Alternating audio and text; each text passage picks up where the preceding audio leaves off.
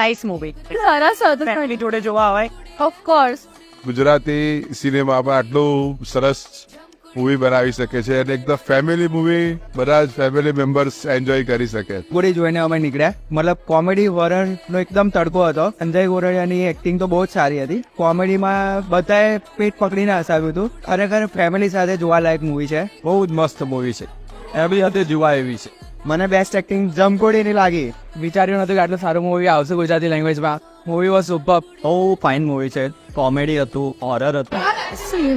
એટલું બધું fun film છે. બધા જ એક્ટર્સે બહુ જ ગજબ કામ કર્યું છે.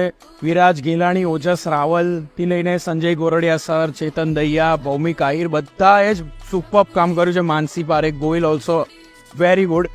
ધ સ્ટોરી પણ એટલી બધી મજા આવે છે, તમને પકડી રાખે છે. છેલ્લે સુધી શું થશે તમને કોઈ આઈડિયા નથી, અને પછી લાસ્ટમાં જે ટ્વિસ્ટ આવે છે એને તો મજા કરાવી દીધી. બહુ જ મજા આવી ફિલ્મ. આખી ટીમને ઓલ ધ વેરી બેસ્ટ, અને ખૂબ ખૂબ પિક્ચર ચાલે એવી મારી દિલથી પ્રાર્થના. 100 રાજાની એક રાણી.